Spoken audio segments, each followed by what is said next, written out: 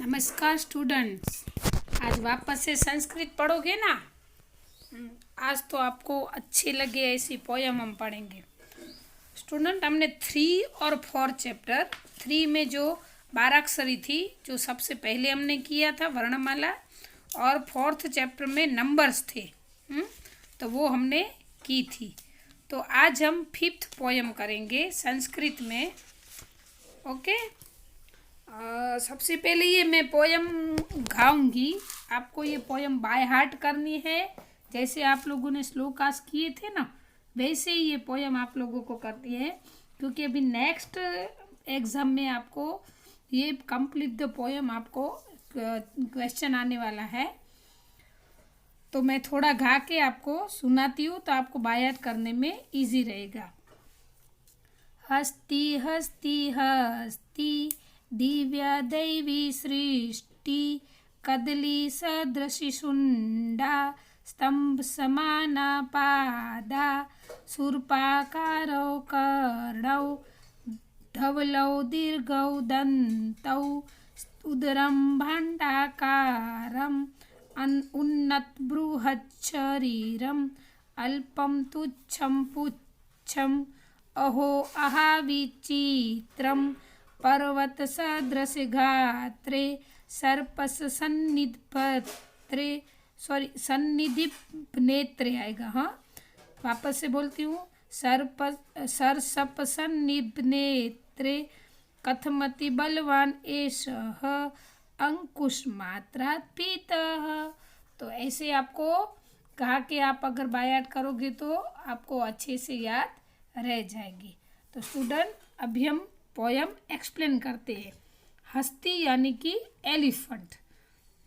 सबसे पहले आपको एक बात बता देती हूँ। आप जब भी ये वीडियो सुन रहे हो, देख रहे हो, तो हाथ में पेंसिल लेकर ही बैठना है।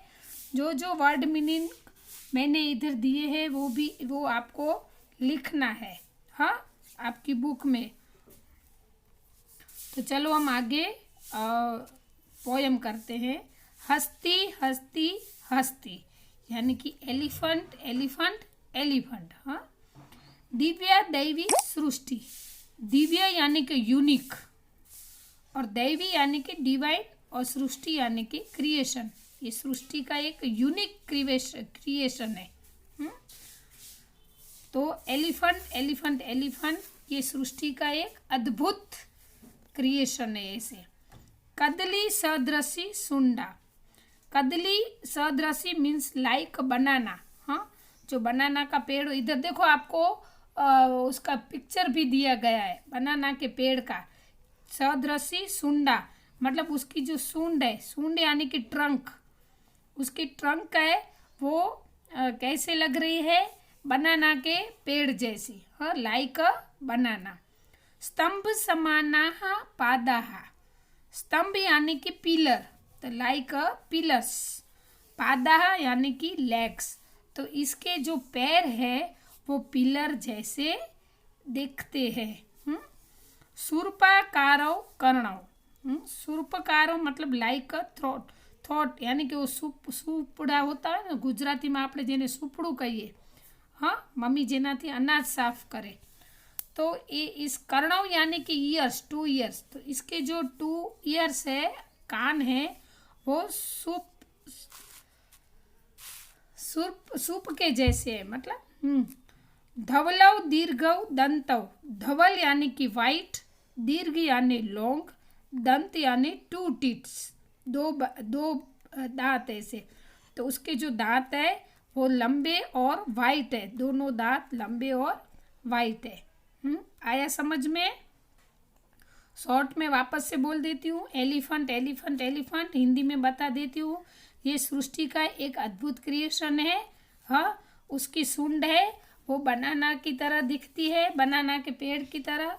उसके पैर है वो पिलर के जैसा है, स्तंभ के जैसे है। उसके कान है वो सूप के जैसे है, और उसके वाइट कलर के 2 लंबे दांत है। तो ये हाथी का यानी कि एलिफेंट का वर्णन इधर किया गया है। आप पिक्चर देखोगे तो भी आपको समझ में आ जाएगा और आपको अच्छा भी लगेगा। नेक्स्ट है उदरम भांडाकारम। उदर यानी कि स्टमक, हाँ पेट। भांडाकारम तो शेप लाइक पॉट। पॉट, यहाँ पे पॉट का पिक्चर दिया है तो ऐसा कहा गया है कि उसका जो स्टमक है वो पॉट के शेप जैसा दिखता है। हाँ, उन्नत बृहत शरीरम, यहाँ पे दो वर्ड का वो दिया है। उन्नत यानी कि हाई और हग। हाँ, बृहद, उन्नत बृहद शरीरम मतलब उसकी जो बॉडी है, उसका शरीर है वो हाई और हग है। मतलब देखो, आपको ये पढ़ के भी पता चलता होगा कि एलिफेंट कितना हेवी एनिमल है। हाँ, तो उसका जो शरीर है, उसकी बॉडी है वो एकदम हाई और ऐसे मोटा ऐसा है। अल्पम तुच्छम पुच्छम, वो खुद इतना बड़ा है। हाँ, सबसे बड़ा जानवर हम एलिफेंट को कहते हैं। उसके पैर भी इतने बड़े बड़े हैं, मोटे मोटे हैं, स्तंभ जैसे, पिलर जैसे दिखते हैं। उसकी सूंड तो जैसे केले के पेड़ जैसी है, कान इतने बड़े बड़े, उसके दांत बड़े बड़े, लेकिन उसकी पूंछ आप देखोगे तो एकदम छोटी। अल्पम तुच्छम मतलब एकदम छोटी और ऐसे विचित्र देखने वाली। हाँ, तो अहो आहा विचित्रम, विचित्र यानी कि यूनिक। ओ, ये कितना यूनिक लगता है कि एलिफेंट खुद ही इतना बड़ा है, इतना मोटा है। हाँ, सबसे बड़ा है, लेकिन उसकी पूंछ इतनी छोटी सी है। ये कैसा विचित्र दिखता है, यूनिक दिखता है। पर्वत सदृश गात्रे, पर्वत मतलब माउंटेन, उसका जो बॉडी है वो माउंटेन की तरह लगती है। ससर्प सन्नित क्षेत्र, ससर्प यानी कि मस्टर्ड यानी कि राई। नेत्र मतलब आँखें। तो आपने राई के दाने देखे होंगे। वैसे तो ससर्प यानी कि वो सरसों भी होता है जो राई के दाने जैसा ही ऑरेंज यानी कि येलो ऑरेंज जैसा कलर का होता है। तो आपने राई देखी होगी, मम्मी जो सब्जी में डालती है ना, तो उसके आँखें इतने बड़े, शरीर में आँखें ऐसी छोटी होती है जैसे कि राई के दाने जैसे होती है। मतलब होती नहीं है, लेकिन इतने बड़े शरीर में उसको ऐसा माना जाता है। कथमति बलवान एसह, मतलब वो तो ये तो बहुत ही बलवान है, उसको बलवान और एकदम स्ट्रॉन्ग। हाँ, बलवान यानी कि स्ट्रॉन्ग कहा जाता है हाथी को। अंकुश मात्रा भीतः, अंकुश मात्र, अंकुश, अंकुश किसको बोलते हैं कि जो उसके ऊपर बैठ के हाथी को चलाता है ना। हमारे कॉलोनी में कभी कभी एलिफेंट आता है तो आपको पता है कि उसके ऊपर एक आदमी बैठा होता है, उसको अंकुश कहते हैं।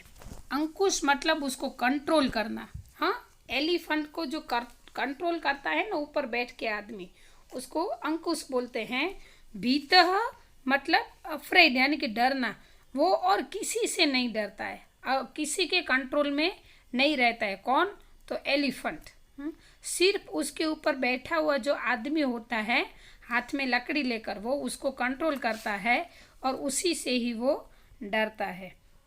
स्टूडेंट, इन दो पैराग्राफ का वापस से हिंदी में मैं ट्रांसलेशन करती हूँ। उदरम भांडाकारम मतलब इसका पेट है, जो वो उसका स्टमक है वो पिलर जैसा, उसका शेप पॉट जैसा है। उसकी बॉडी है उन्नत बृहत शरीरम मतलब उसकी बॉडी हैवी बॉडी है, बहुत बड़ी बॉडी है, हाई और हग। अल्पम तुच्छम पुच्छम मतलब उसकी जो पूछ है वो एकदम स्मॉल है, छोटी है। ओहो आहा विचित्रम मतलब ये तो कितना विचित्र दिखता है, इतने बड़े शरीर में इतनी छोटी पूछ। पर्वत सदृश गात्रे मतलब उसका जो शेप है, पूरा एलिफेंट का शेप है वो माउंटेन जैसा लगता है। सर्पस सन्निध नेत्रे तो इतने बड़े माउंटेन जैसी बॉडी में उसकी जो आंखें हैं वो राई के दाने जैसी छोटी दिखती है। कथमति बलवान एषः तो एलिफेंट है ना, उसको एकदम बलवान एनिमल माना जाता है।